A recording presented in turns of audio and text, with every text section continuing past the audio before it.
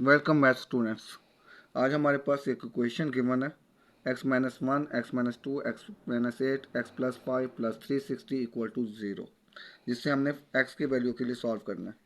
सबसे हम पहले यूँ करेंगे कि x-1 और x-2 का प्रोडक्ट मालूम करेंगे और x-8 और x+5 का प्रोडक्ट मालूम करेंगे। तो ये हम मालूम करने लगे हैं x² माइनस 2x, -1 को भी इन दोनों से मल्टीप्लाई किया, -x+2। अब x -8 को x+5 से मल्टीप्लाई करने लगे हैं, x² x को 5 से प्लस 5x और -8 को x से -8x, -8x plus 5x -40 plus 360 equal to 0। अब हमारे पास है x² माइनस 3x प्लस 2 और x² -8 plus 5 -3x -40 plus 360 equal to 0। अब हमारे पास इस यहाँ पर x -3x एक ये वेरिएबल मौजूद है और ये मौजूद है x -3x। तो अगर हम इसे एक नए वेरिएबल के इक्वल सपोज कर लें तो हमारे लिए कुछ आसान हो जाएगा। तो हम यूँ करने के लगे हैं let y equal to x² minus 3x। अब इसे हम y से रिप्लेस करने लगे हैं, तो y plus 2 y minus 40 plus 360 equal to 0। इसे अगर सॉल्व करने लगे हैं तो y² minus 40y plus 2y minus 80 plus 360 equal to 0। y² ये हो गया -38y प्लस 280 इक्वल टू 0। अब हमें ऐसा पेयर चाहिए कि प्लस करने से 38 हो और मल्टीप्लाई करने से 280, तो 28 मल्टीप्लाई बाई 10। तो ये हमारे पास पेयर जो है, यानी कि इसमें क्या होगा कि प्लस करने से 38 हासिल होगा और मल्टीप्लाई करने से 280। तो यही इसी पेयर को यूज़ करेंगे।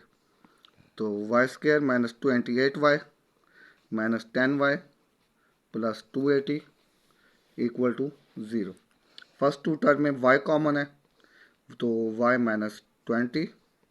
अब नेक्स्ट टू टर्म में भी -10 कॉमन है, यहाँ से रह गया हमारे पास y माइनस 28 इक्वल टू 0। अब हमारे पास जो दो टर्म्स हासिल हुई हैं इनमें भी y माइनस 28 कॉमन है, तो फर्स्ट टर्म में से y और सेकंड टर्म में से -10 बाकी रह जाता है इक्वल टू 0। अब ये दो फैक्टर हासिल हुए हैं, इनको हमने क्या करना है इक्वल टू 0 लिखना है, यानी y माइनस 28 फर्स्ट फैक्टर इसे भी इक्वल टू 0 और इसी तरीके से y माइनस 10 सेकेंड फैक्टर इसे भी इक्वल टू 0 लिखेंगे। अब y को इसकी ओरिजिनल वैल्यू से रिप्लेस करने लगे हैं। अब रिप्लेस करेंगे y को x² माइनस 3x से, तो ये x² minus 3x minus 28 equal to 0 और इधर भी हम ऐसे ही करने लगे हैं, y को रिप्लेस करें पुट करने लगे हैं y equal to x² minus 3x से, तो यहाँ से होगा x² minus 3x minus 10 equal to 0। अब हम इनको सॉल्व करने लगे हैं x की वैल्यू के लिए। यहाँ पर भी हम पेयर बनाएंगे, हमें ऐसा पेयर चाहिए कि मल्टीप्लाई करने से 28 और माइनस करने से 3 हासिल हो। तो वो कौन सा होगा 7 मल्टीप्लाई बाई 4, यानी 7 को 4 से जब मल्टीप्लाई किया जाएगा तो ये 28 आएगा और इनको और -7 प्लस 4 क्या होता है, ये हमारे पास 3 हासिल होता है, तो इसी को हम यूज़ करेंगे। तो x² minus 7x plus 4x minus 28 equal to 0।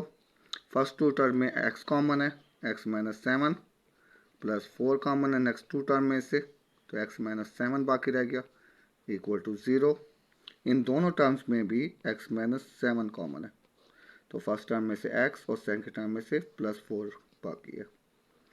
अब हमारे पास दो फैक्टर्स जो हासिल हुए हैं इनको इक्वल टू 0 लिखा जाएगा, x माइनस 7 इक्वल टू 0 और x plus 4 equal to 0। x की वैल्यू 7 और x की वैल्यू क्या हासिल हुई -4। इसी तरह से जो नेक्स्ट इक्वेशन थी उसे भी हम सॉल्व करेंगे for the value of x। तो यहाँ पर भी पेयर जो हमें चाहिए वो इस तरह होना चाहिए कि माइनस करने से 3 है, तो 5 2 10, 5 को 2 से मल्टीप्लाई करें 10 आता है और माइनस करें 3 आता है, तो यही पेयर इस्तेमाल करेंगे। तो -5x plus 2x minus 10 equal to 0। First two term में से x कॉमन है, x minus 5 plus 2 x minus 5 equal to 0। अब इन दोनों टर्म्स में x माइनस 5 कॉमन है, फर्स्ट टर्म में से x और नेक्स्ट टर्म में प्लस 2 बाकी रह जाता है। इस तरह से दो फैक्टर मिले, x माइनस 5 और x प्लस 2, इनको भी इक्वल टू 0 लिखेंगे।